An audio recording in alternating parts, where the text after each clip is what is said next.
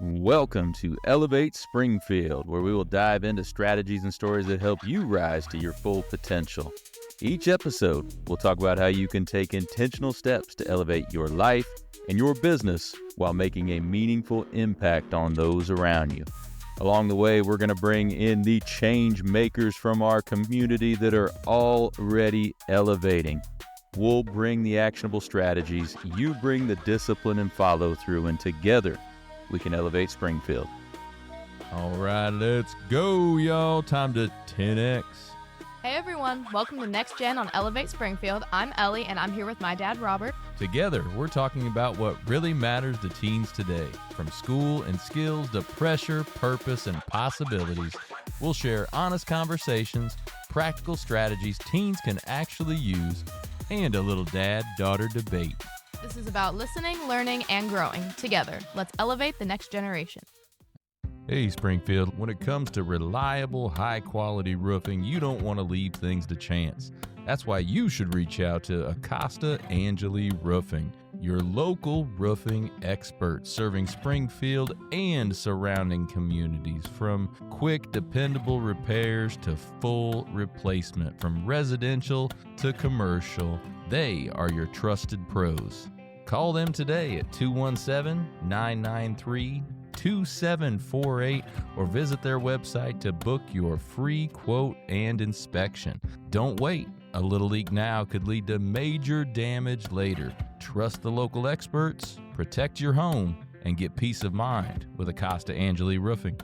Hello and welcome back to NextGen on Elevate Springfield. I'm Ellie and I'm here with my dad. Good to be back, Ellie, after Addie taking my spot last week. I've started acquiring your cadence for the intro. I do your little hello, you're a little drawn out. So, little whoop-de-doo up thingy. Are you trying to say that that's a good thing or a bad thing? Because I'm not really catching which way you're going with it. The latter. What'd I say second? Bad thing? Yeah. Really? I don't think it's a bad thing. Really? There's nothing wrong with having a good cadence, Ellie. Yes, there is. That was a little much. I'll give you. I was a little extra on that one. You went like this? Does that remind you of the Santa Claus movie with the stepdad? Yeah. If you That's catch my the way to drift. feel, Ellie. If you catch my drift, if you're a true Christmas movie fan. We're a long way from Christmas, though. I don't even know why I brought that up. Yeah, you're kind of weird for that. Yeah, I guess so. You should just reuse this intro around Christmas time. Yeah, we could do that. Make sure I save it as Christmas intro. Maybe something like that. Yeah. Could do that. So, what have you been doing lately? Well, Since the last time I was on, it's been 2 weeks since I've been on. So like I said, you booted me out of my chair last week.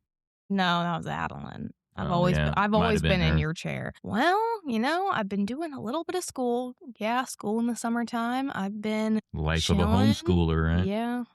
I've been driving. You have been driving, and I've been passengering a lot. Is that a real word? I think it's not. Man, Dad, for you having a podcast, your grammar should really be better. Well, I learned from you. You're the grammar queen. You've been a passenger princess is the politically correct term. Is that the politically correct term? Yes.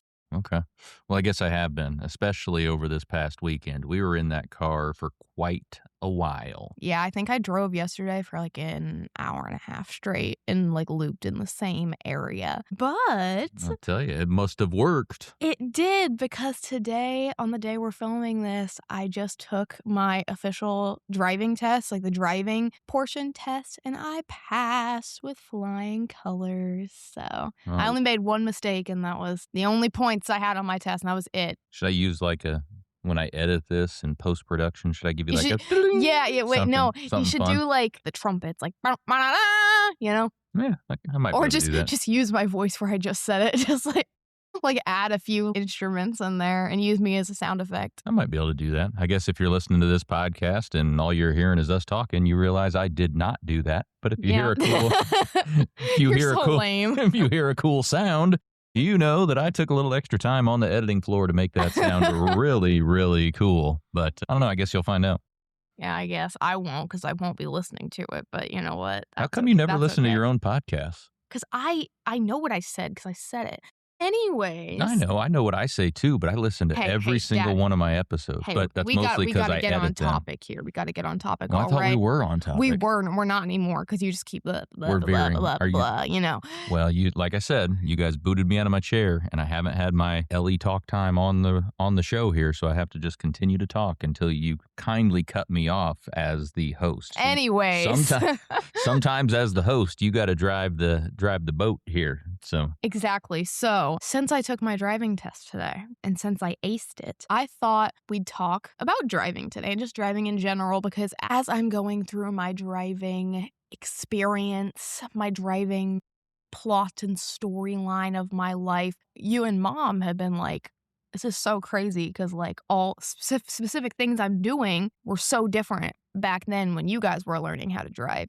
I've also read a study on how there is like double the amount of cars on the road today than there was back when you guys were first starting to drive. So it makes it a whole lot more stressful because there's a whole lot more people on the road. I'm not sure I'm liking all this back in my day talk. I mean, you're really making How me many times did I say that? I don't know. Well, maybe twice, I guess. Yeah. Making me sound super, super old. You know, I'm just a truth teller, so I can't bring myself to lie to our beloved viewers. Well, I guess it is listeners. this time in your life and in a lot of teens' lives, it is a pretty big moment, right? I know you haven't been, you've been excited, but you haven't been like, oh, I can't wait to get my license or anything, right? I've only been like that because I'm like, I just want to get it done and just cross it off, like, check. Yeah, but that just reminded me, I have on my goals list for this year, for 2026, it says get driver's license so I can check it off. There you go. Knock them goals out. But yeah, just in general, just like getting it done. So I'm done with it. But well, I guess that's probably one difference between you and I. I mean, I was really ready to have my driver's license, mainly because of the independence it gave me. So get to do everything I wanted to do when I wanted to do it. Yeah. And another thing that I think is like interesting, and I know that you guys didn't immediately get cars when you turned 16 at all, but I guess in my life, one thing about the freedom aspect of it is that it is freedom. However, I still need a car to drive. So I kind of see it as the same thing because I can only have the freedom to go somewhere if you guys aren't using your car and allow me to use your car. Correct. Yeah. If you don't have your own car and insurance and all that stuff, I see it in the same way. I'm still kind of like hunkered down and roped to if I can use the car or not. Correct. Yeah. Because you're probably not going to have a car of your own anytime real soon necessarily. And no surprise 16 car. I don't know. We'll see. You got a few weeks before you turn 16. But one thing that's a little different with us too, and different in when you homeschool, you have a little more flexibility in when the cars are being used. With both parents aren't getting up in the morning and going to work necessarily, and need two different cars every single day for work. So you'll have a car at your disposal more often, even though it's not your own, than maybe somebody else might. Yeah. And it's definitely convenient for, if mom's home or if she's out with somebody else and they took their car. In those instances, it is nice to have your license and I can just take her car. But other than that, I do feel like mom's out and about a lot. So it's hard to just feel like, could I use it at any point? Just because most of the time we are all using it. So True.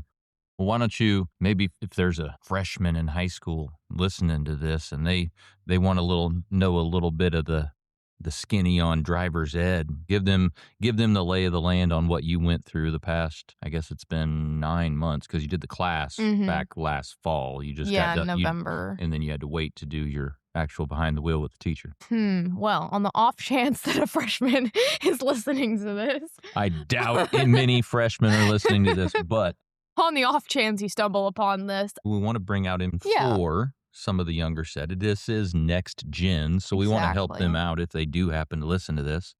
Like advice or like what Either one. Maybe something that, hey, that's a little different than what I expected, or that's a lot easier than I thought it would be. Anything like that. Okay. Well, specifically for the class that I took, and my teacher does classes. My teacher, he just started doing them at Calvary, which is where I took it, but he does it at Land Fair and everywhere else. And I'm sure that all the teachers across the board are pretty similar in what they do, if not exactly the same. So I'm going to try not to be like, well, my teacher specifically, I don't know about yours, so I'm just going to try and stick to like my thing.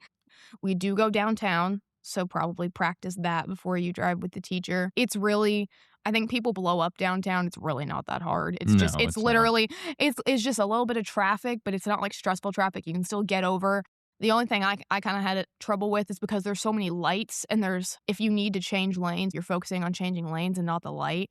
So then you really got to be aware of both things, like not just one track mind. We don't want to run red lights or have to slam on your brakes in the middle of an intersection because the gap between lights is pretty short. So you have to get over and know there's a light up here and know what it is and if you can go or if you should slow down as you're lane changing, all that jazz. But yeah, downtown is not hard. If you struggle with your turns, just practice that. But if you got all the basics down, it's not hard if you can do your turns. People always talk about all the one-way roads, but it's opposite. So like if the first road is one way left, the next one will be right. And it just goes back and forth. And the one-ways are not difficult. It's really just the nitty-gritty stuff, such as you can turn by the curb instead of crossing lanes like you usually do into your right lane for one-ways. But it's really not that different. The traffic isn't stressful or bad or anything. It's just, again, knowing those lights and stuff. We did highway, which is basically like our interstate, but we did not merge. You don't have to worry about merging. You just have to worry about other people merging. So like getting over and all that stuff. But we didn't have to worry about merging. The highest we got up to is like 65. We didn't exit either. We just went through Rochester, came back into town just straight. So yeah, none of the really scary stuff. And we did not go on any country roads at all. Some of the roads we went on were narrow and kind of bumpy and stuff.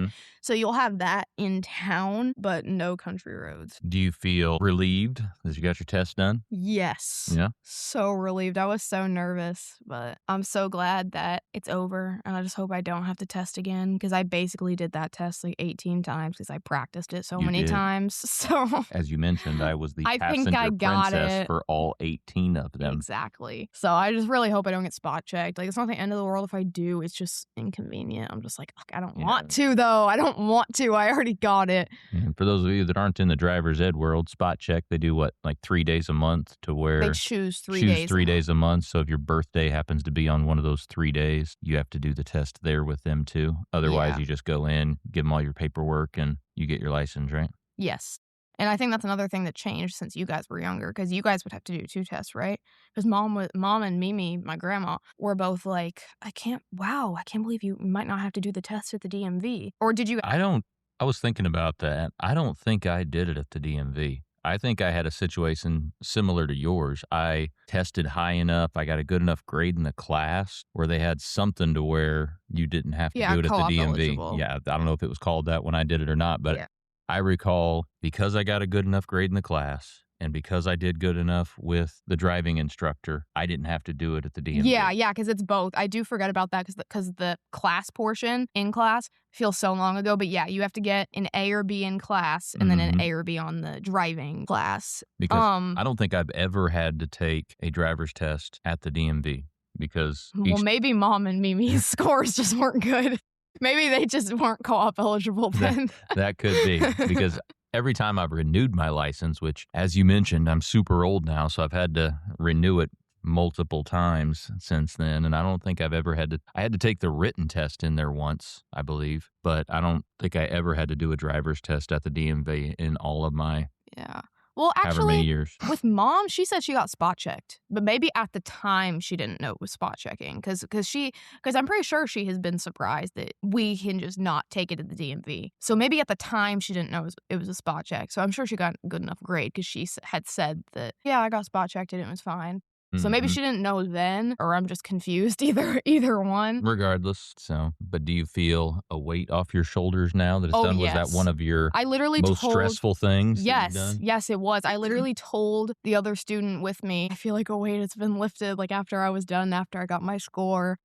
And it's bad when I don't get anxious about many things anymore, but obviously I was anxious about this, and it's bad whenever I'm like watching a TV show or reading a book and some drama ensues and I'm like, see, their situation is worse than mine. See, I could be in that right now, but I'm not. So, the driving test won't be that bad. They got all this going on, like that, it could be way worse. And I'm trying to like gaslight myself. Like there's so many worse situations to be in. I was so nervous. My goodness. Like, see, these characters got it way worse than me. I'll be fine, right? I was quite frankly, surprised. I guess I didn't remember how long my test was with my teacher, that when you told me the actual test was only 10 minutes long, I'd guess. And I took you on that route. Yeah, It's I like guess barely anything. I guess I felt like it was longer, but I really don't recall because, as you mentioned, that was a long time ago. Yeah, Because back in your Yeah, day. back in my day. That was a right? long time. Right. Yeah.